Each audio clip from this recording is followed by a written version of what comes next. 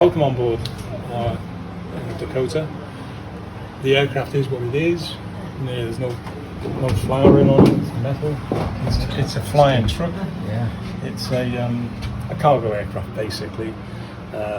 You sat in the actual paratrooper seats. That's where they will sit when they were being delivered to the various battle scenes. And on this side, this is the casualty evacuation side. We'd have 18 stretchers. And I think 2 or 3 Nightingale nurses. My name's Norman. I'm not ex-RAF, I was at 40 years in the parachute regiment. So, ask me anything about parachuting, but not the engine. Crew of 4, right up in the cockpit, and you can go into the cockpit shortly. The left-hand side will be the captain, pilot, and then on the right-hand side will be the co-pilot. Left behind the pilot would be the navigator. Right behind him would be the radio operator. And I've been told that on the Normandy landings, that some aircraft flew with just the 2 pilots. It would just follow my leader.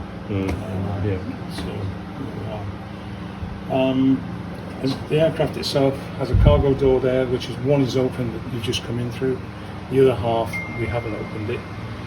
To put the Jeep in, there's a Jeep outside there. That Willis Jeep could fit in here. And there's a picture over there.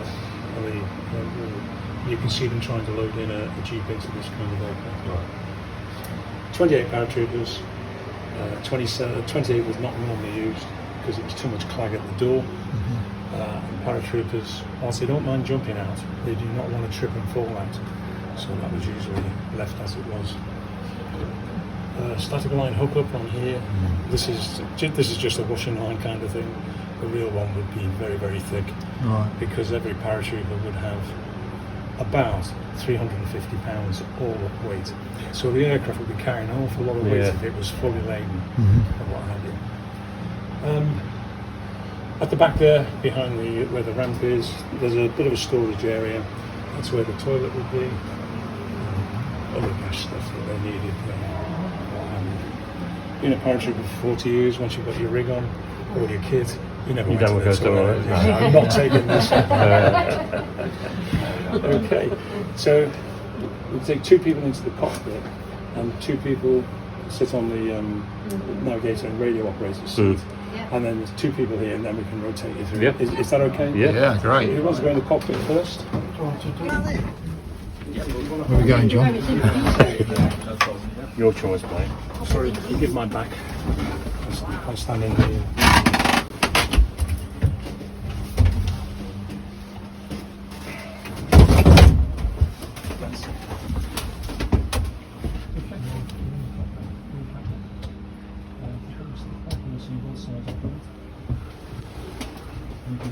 It'd be quite scary, wouldn't it?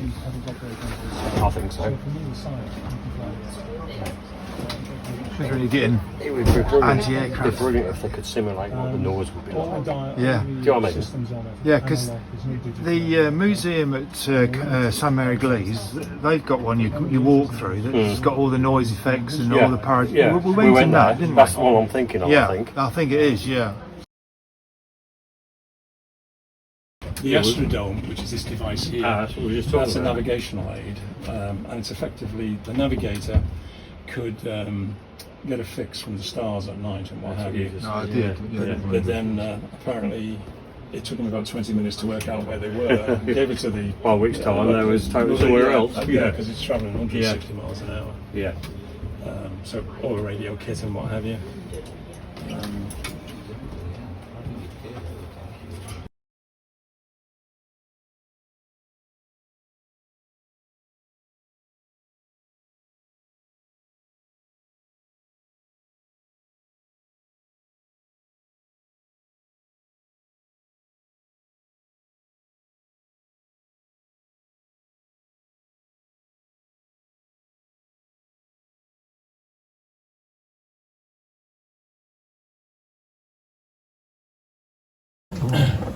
Captain, pilot.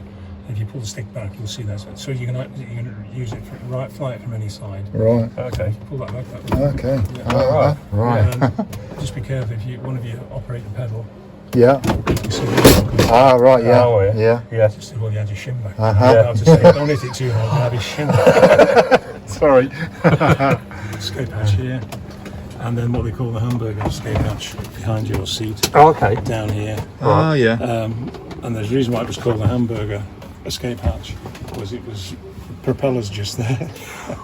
Wow. And if you go out from the outside and have a look at it, you can see exactly how tight it is. Right. Talk about the Astrodome. So Yeah. you know what that is. Yeah. And This is fantastic, isn't it? is really smart.